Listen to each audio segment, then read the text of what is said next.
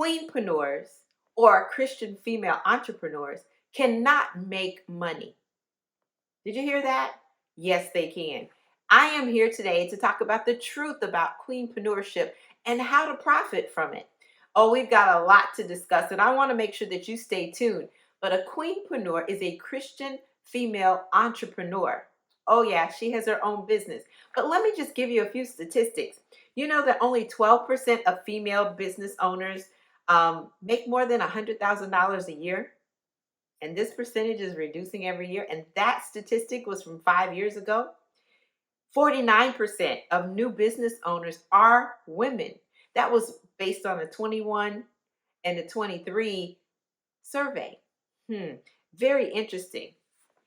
If women and men participated equally in entrepreneurship, the global GDP, it says, could rise by up to 6%, boosting the global economy by $2.5 to $5 trillion.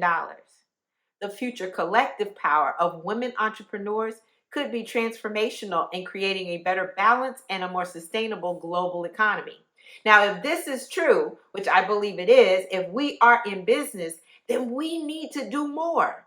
But why are we not profitable? Why are we not making money? I told you we're making less than $100,000 a year. That's not going to be sustainable in the future. Women business owners then are pack a powerful economic footprint, generating currently $2.7 trillion in annual revenue and employ 12.2 million people. So the success rate, though, is going to determine whether or not we're going to continue in this pattern. It depends on the length of time that you've been an entrepreneur. Statistics show that the first 2 years, about 20% of new businesses fail in their first 2 years. 45% fail in the first 5 years, 65% in the first 10 years, and only 25% of new businesses make it past 15 years. Well, when we talk about being able to profit, that is going to go into it, because if I'm not making money, honey, I am not going to stay in business. And I don't think you will either. So we've got to get profitable. There's some things that we need to do. So let's talk about it. Well, before I do that, that's just general for female Christian entrepreneurs. What about Christian-based or faith-based entrepreneurs? Why are we failing? Some of it is our mindset, because some of us think, hey, if you're a Christian entrepreneur, you shouldn't be making money. You should be so much more concerned about helping the people. Well, guess what? We are about serving, but it doesn't say that we should be self-sacrificing and not make any money for what we do. That is a fallacy, and we need to change the game on that. That is a mindset shift that definitely needs to happen. Why? Because we have to recognize that we should make both a difference and a dollar. And I'm all for it. So I want to make sure that we move into this. Now, let me just tell you, a queenpreneur, and I call you queens, ladies. Why? Because we should see ourselves through the eyes of the cross. We should recognize that what we bring to the table is different. We should be shining. Our shields of faith should be linked together. We need to put feet to our faith so that we can walk victoriously. But we have to recognize that it takes a lot of effort. It takes confidence. It takes determination. It takes a lot, but we're grounded on the principles of God in doing so. So I want to make sure that we're doing it right, because we got to figure out those profitable things. So let me do this. There are some problems, all right? And when I say come to the couch, we want to get comfortable. I want you to recognize that I'm just going to be honest and truthful with you as best as I can. Those of you who know me know, you'll find out. It'll come through. So stay to the end, because I want to make sure I give you as much value as possible. I've been doing this for a while now. I didn't start off wanting to be an entrepreneur. So let me just start there. Business ownership is a lot to take on.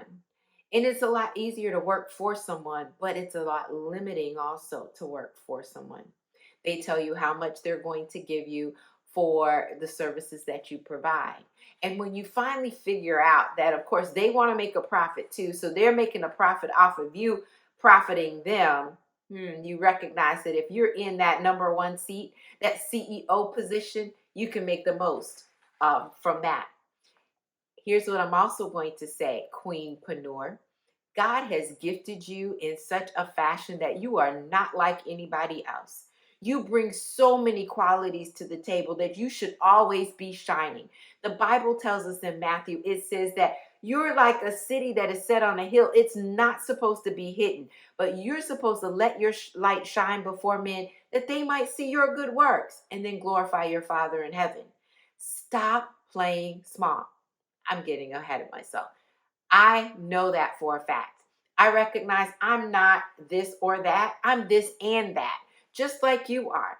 I noticed, I talked with my massage therapist this morning. Just had a massage. Yeah, you got to do that self-care too.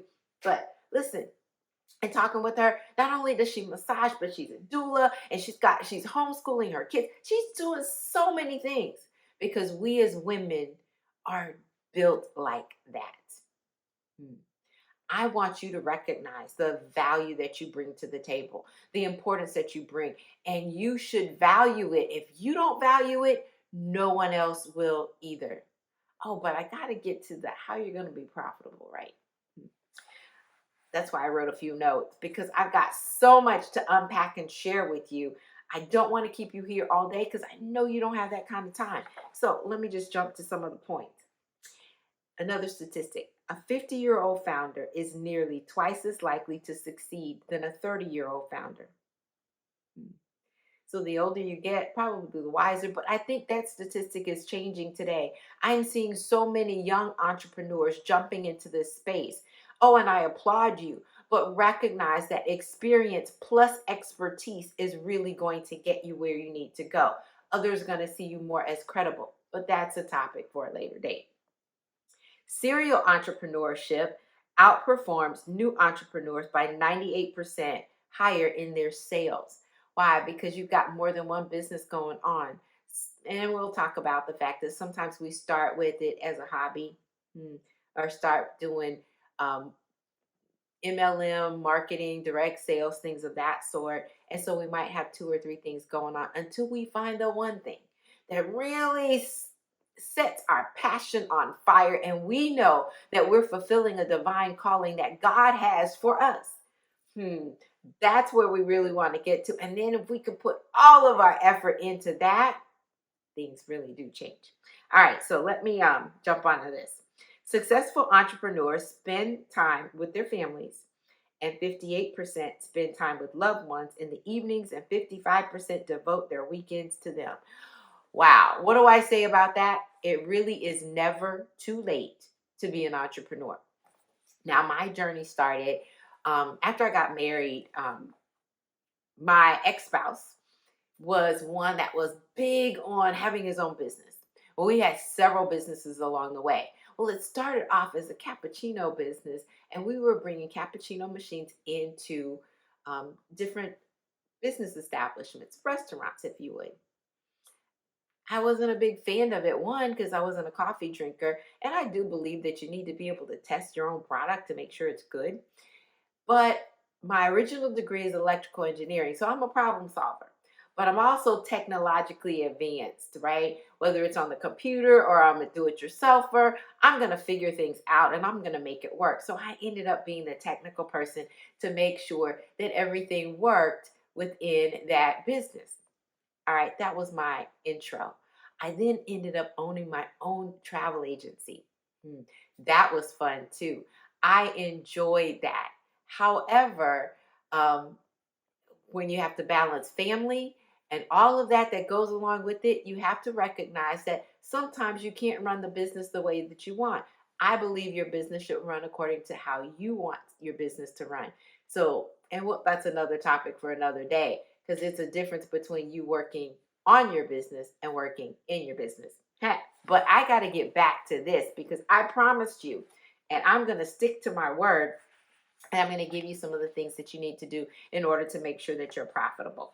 All right. So, number 1, Sometimes we treat a business as a side hustle. It's a hobby. It's just playing games. We're not making any money and we're not putting the effort in that we really need to in order to be profitable. Can't keep doing that. You either should go all in or don't go at all, is what I say. Dabbling and playing small is not going to get you profitable, right? Because your attention is not there. Your energy is not there. Your focus is not there. So you got to first make sure that you're going all in. So commitment is important. Then thinking that if you don't think profits first, you're not going to be profitable. So here's a question for you. What is the cost of the service or the product that you are producing? What are you selling? If you're selling a book and it's costing you $10, no, let's back it up. Say it's costing you $5 to actually print the book. Then if you only charge $6, what happened to marketing? What happened to distributing? What happened to you being able to mail it out if you're producing it or storing it up if you're having inventory? All of those things need to be taken into account. So even if it costs you $5 to print and you're not going, say, through Amazon, that you're selling it on Amazon, they're taking their percentage too, by the way. And if you're publishing it, usually going to a publishing company, you're only getting 10 to 15% of whatever it costs. You're not making much money. So you have to take the price up in order for you to be profitable. That means that you have to think ahead. How much profit do I want to make? If it's a service, what I am finding is many of us don't value our time. How much time is it costing you to put in? I work with some queenpreneurs and I absolutely love it. And I do it in a group format. One, because there's some benefits to community and accountability and all of that, another topic for another day. But I do it where it's on my time and they can get the best benefit out of it. It's my time is valuable, but we shouldn't be trading time for money any longer. When you're an entrepreneur, I want you to start thinking content creation. I want you to start thinking, how can I be Swiss, making sales while I sleep soundly? Now, in my instance where I am actually coaching women, no, I can produce some online courses, but there's nothing like that personalized attention that I get an opportunity to give to them. But my time is valuable. I can't get back the time. Neither can you. So you want to put that into place. All right. And then what is the value of your service? So I identify it as commitment and pricing. If you don't price appropriately, you're not going to be profitable. If you don't have the commitment to really put in the time and the effort and make it a number one priority, you are not going to be profitable. That's just the first two. Now let me move on to the next two. Investing in your own business growth. Many times we say, oh, I made $10, and I go and I immediately spend that $10 on something else. I don't spend $10 on putting back into the products or the services that I have to make sure that they're of excellent quality, or I don't even spend time in putting it into me as the business owner because I need to develop some skill sets. I need to now have a new tool set. I am constantly, I tell people, I'm a perpetual student now. Some of that comes from the fact that both my parents were teachers. And I said I would never be a teacher. However, I was teaching theology for 20 plus years. Biblical finance was one of those courses, but I taught everything. I say I'm a perpetual student and I love learning. What does that do for me? That means that I'm going to be at the top of my game going forward. I just took a class on Facebook ads. I want to do those ads because I had done them before through a different agency. Didn't see any or didn't materialize any results. Well, if I don't know what I'm looking for or who I'm hiring or what I'm asking them to do, I'm not going to be profitable because I'm going to just keep pouring money, good money after bad, and not seeing any results. That's not the name of the game. That's not being a great business owner, right? So I want to make sure that I pour back into it. Now, some of that is I need to have that growth mindset and not a scarcity mindset. Oh, I don't have that much, so no, I'm going to keep it to myself. but you need to have a plan of investing a specific portion of whatever your profits are back into your business. That's building up you and building up your products or your services that you do have. Okay. It might be upgrading your website, it might be upgrading your product, it might be upgrading you. Let's not forget you do need to invest back into yourself. Additionally to that, I'm going to say we use the excuse of family. As women, we are stretched. Can I get an amen there? We are really stretched with trying to do so many things. Yes, we're taking care of family. We're taking care of friends. We're taking care of parents if you're in that sandwich generation. We're taking care of spouses if you are married. All of those things. And they can pull us and they can, divide our attention. So here's what I say. If you are going to be profitable, you need to prioritize your work. Now, does that mean that you put everybody else on the back burner? No. But I guarantee you, a male business owner is not going to say, I've got to drop everything to go do this for family or friends.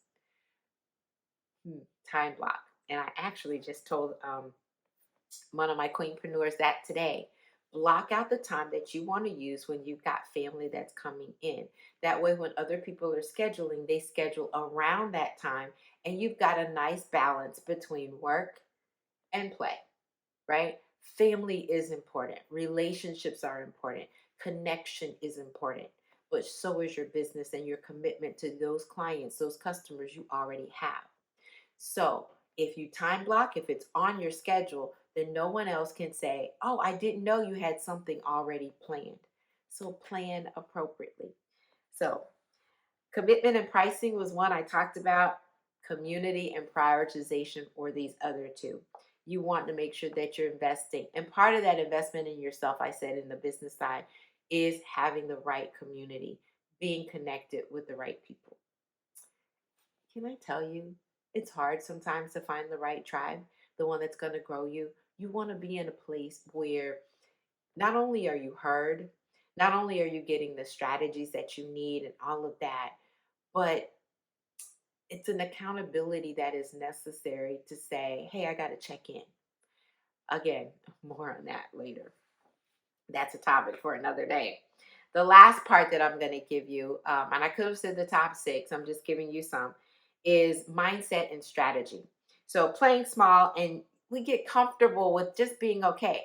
Hey, I made $50,000 this year. Oh, that's great. Okay, I'm comfortable at that level. And we don't think bigger. Guess what? The God that we serve does exceeding abundantly above all we could ever hope, ask, or think. Now, aren't we like him? Shouldn't we be thinking bigger?